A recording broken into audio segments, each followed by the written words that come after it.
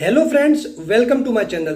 મિત્રો, તમને બધાને ખબર જ છે કે હજુ સુધી ગ્રાન્ટેડ એડ લો કોલેજીસમાં એડમિશન સ્ટાર્ટ નથી થયું અને ગુજરાત હાઈકોર્ટમાં જે કેસ ચાલી રહ્યો છે જેની નેક્સ્ટ ડેટ 7 ઓક્ટોબર રાખવામાં આવી છે, જે દિવસે ઓર્ડર આપવામાં આવશે. અને મિત્રો, અત્યારે LLB એડમિશન્સ માટેનો જે થર્ડ રાઉન્ડ છે એ ચાલુ છે અને આજે મેરિટ લિસ્ટ બહાર પડવાની લાસ્ટ ડેટ છે.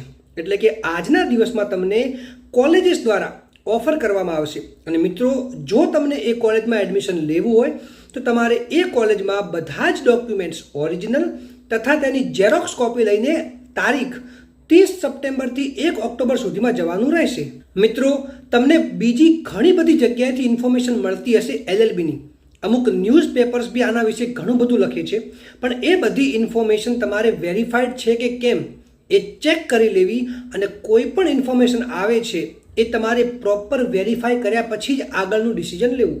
હવે મિત્રો, ઘણા બધા લોકોના ઘણા બધા ક્વેશ્ચન્સ છે, તો આજે હું બધા જ ક્વેશ્ચન્સના આન્સર આપવાનો છું. તો મિત્રો, આ વિડીયોને એન્ડ સુધી જોવો અને મારી ચેનલને સબસ્ક્રાઈબ કરવાનું ના ભૂલતા. ક્વેશ્ચન 1, એક પણ કોલેજીસમાંથી ઓફર ના આવે તો શું કરવું જોઈએ? તો મિત્રો, જ્યારે તમે ઘણી બધી કોલેજીસ સિલેક્ટ કરી છે અને તમને ઓફર નથી આવતી, તો જે એ કોલેજ દ્વારા ઓનલાઈન મેરિટ લિસ્ટ આપ્યું હોય તો એમાં કટ ઓફ જોવાનું કે લાસ્ટ કેટલા પર્સન્ટેજ હતા જેને એડમિશન મળ્યું છે. અને જો ઓનલાઈન મેરિટ લિસ્ટ ના મૂકી તો તમારે એ કોલેજમાં રૂબરૂ જઈને પૂછી આવવું. મિત્રો, તેમ છતાં બી તમારું નામ નથી આવતું તો તમારે આના પછી બીજા રાઉન્ડમાં એપ્લાય કરવાનું અને બધા રાઉન્ડ પૂરા થયા પછી લાસ્ટમાં ઓફલાઈન રાઉન્ડ જે છે એ તો આવશે જ. એટલે જેમને એડમિશન નથી મળતું એમને ઓફલાઈન રાઉન્ડની રાહ જોવી અને જેમને કોઈ કોલેજ ઓફર થાય છે તો એ કોલેજમાં એડમિશન લઈ લેવું, કેમ કે યર બગડે એના કરતાં થોડું એડજસ્ટ કરવું પડે કોઈ કોલેજમાં તો કરી લેવું સારું, as per my opinion. Question 2, admission મળી ગયું બટ હવે કોલેજીસ ક્યારથી સ્ટાર્ટ થશે? મિત્રો, જે લોકોનું એડમિશન થઈ ગયું છે LLBમાં એમને ખૂબ ખૂબ અભિનંદન. અને રહી વાત કોલેજીસ ક્યારે સ્ટાર્ટ થશે, તો મિત્રો બધી કોલેજીસમાં અત્યારે એડમિશન ચાલુ જ છે અને એડમિશન પ્રોસેસ ચાલુ હોવાથી હમણાં તો કોલેજીસ સ્ટાર્ટ નહીં થાય. જ્યારે એક કોલેજમાં બધી સીટ ફિલઅપ થઈ જશે ત્યારે કોલેજીસ સ્ટાર્ટ થઈ જશે.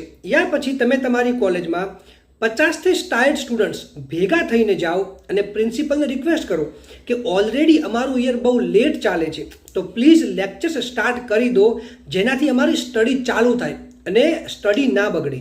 ક્વેશ્ચન 3, કેટલા પર્સન્ટેજે એડમિશન મળે યા મેરિટ લિસ્ટમાં નંબર આવે? તો મિત્રો, એડમિશન માટે એટલે કે મેરિટ લિસ્ટ બનાવતી વખતે ઘણા બધા ફેક્ટર્સ જોવામાં આવે છે, જેમ કે 1, તમારા કેટલા પર્સન્ટેજ છે, 2, તમારી કેટેગરી કઈ છે, જેમ કે જનરલ, OBC, SC ST, પછી તમે ગ્રેજ્યુએશન કઈ યુનિવર્સિટીથી કર્યું છે, તમે કઈ કઈ કોલેજીસમાં ફોર્મ ભર્યું છે અને કઈ કેટેગરીમાં કેટલી સીટ્સ એલોકેટ કરવાની હોય છે, એ બધું જ.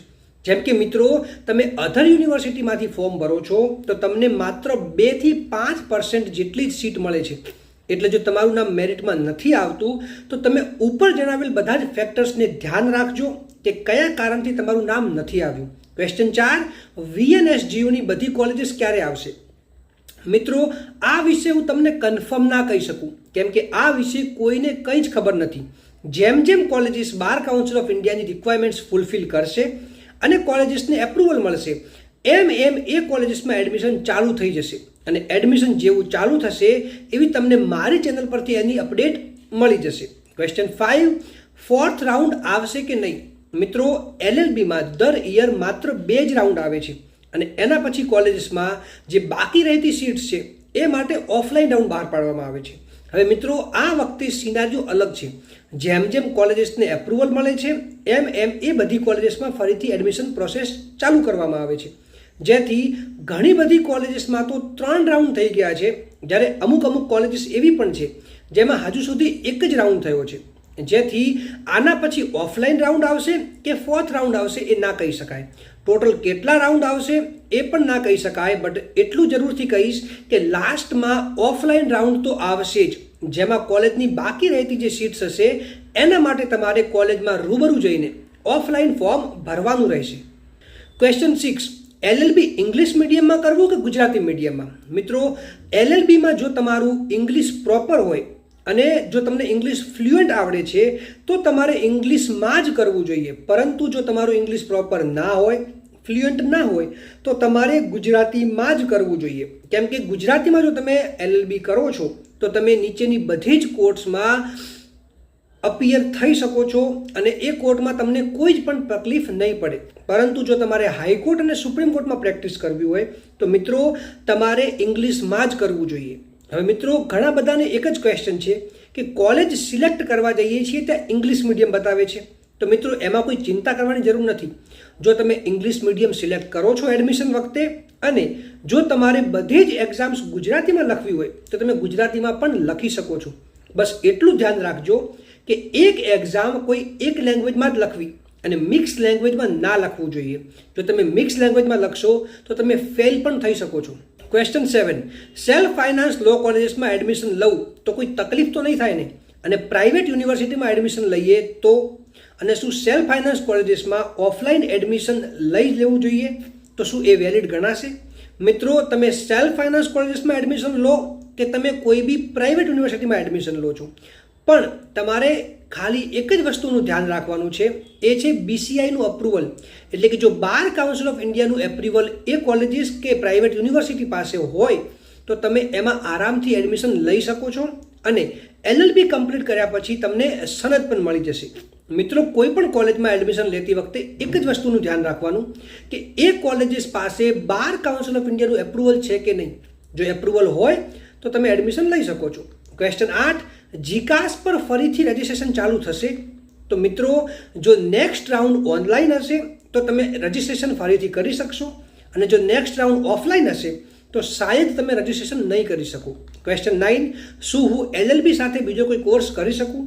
આનો આન્સર એવો છે કે મિત્રો LLB માટેના લીગલ એજ્યુકેશન રૂલ્સ 2008માં લખ્યું છે કે તમે LLB સાથે કોઈ પણ ફૂલ ટાઈમ કોર્સ નહીં કરી શકો, પણ જો તમે કોઈ એક્સટર્નલ કોર્સ કરવા માંગતા હો તો તમે કરી શકો છો, પણ તમારે LLB જે છે એ તો રેગ્યુલર જ કરવું પડશે. ક્વેશ્ચન 10, ગ્રાન્ટીન એડ કોલેજીસમાં એડમિશન લેવા માટે કેટલા પર્સન્ટેજ જોઈશે? મિત્રો આ વખતે દરેક સ્ટુડન્ટ્સ કોઈ બી યુનિવર્સિટીમાં કોલેજીસ ડાયરેક્ટ સિલેક્ટ કરી શકે છે અને આ વખતે દરેક ગ્રાન્ટીન એડ કોલેજીસમાં 60 સીટ્સથી વધારે સીટ્સ મળી શકે એવું નથી લાગી રહ્યું, જેથી મેરિટ બહુ વધારે ઊંચું જવાના ચાન્સીસ છે. અને દરેક કોલેજીસમાં દરેક કેટેગરીની અલગ અલગ સીટ્સ હોય છે, જેથી તમે કોલેજીસમાં જઈને આપ પૂછી શકો છો કે તમે કઈ કઈ કેટેગરીમાં કેટલી સીટ્સ હોય છે. તો જેના કારણે મિત્રો આ વખતે મેરિટ બહુ ઊંચું જવાની શક્યતા છે. ક્વેશ્ચન 11, બધી જ યુનિવર્સિટીનો સિલેબસ સેમ હોય છે અને સિલેબસનો વિડીયો ક્યારે આવશે? મિત્રો દરેક યુનિવર્સિટીનો સિલેબસ અલગ અલગ હોય છે અને આ વખતે નવા લોઝ LLBમાં ઇન્સર્ટ કરવામાં આવ્યા છે, જેથી નવો સિલેબસ અપડેટ કરવામાં ટાઈમ લાગશે. તેમ છતાં હું તમને જેટલું પણ જલ્દી થઈ શકે એટલો ટ્રાય કરીશ કે તમને સિલેબસ જલ્દીથી મળી જાય અને તમે જલ્દીથી સ્ટડી સ્ટાર્ટ કરી શકો.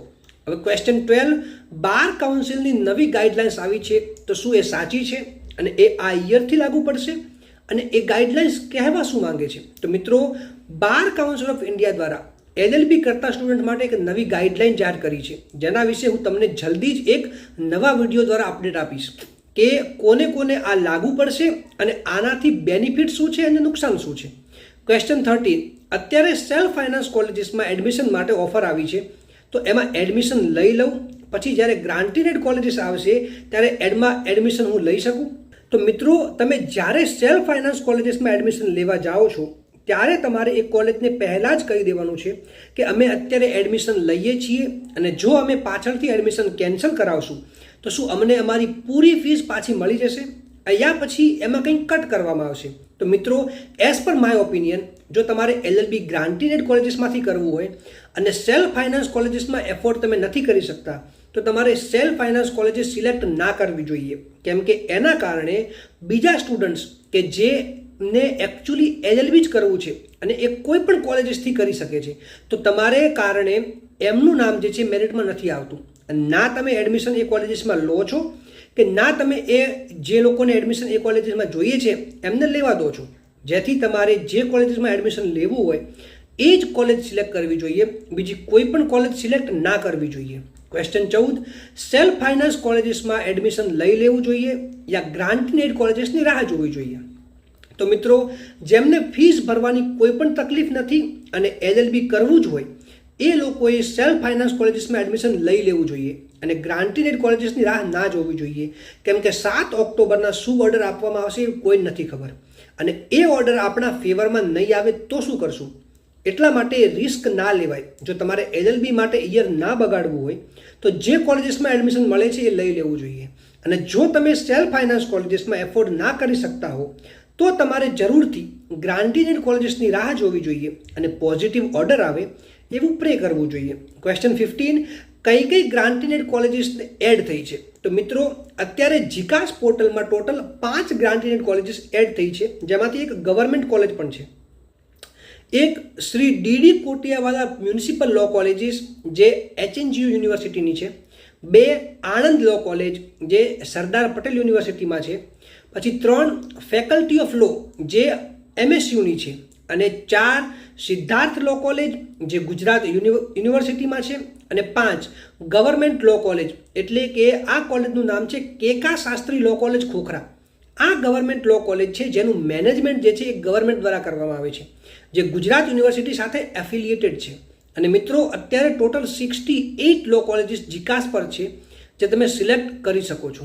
હવે મિત્રો, હવે ઘણા બધા લોકોના ક્વેશ્ચન આવતા હોવાથી હું બધાને ટાઈમ પર રિપ્લાય નથી આપી શકતો, તો એ માટે હું દિલથી માફી માંગુ છું.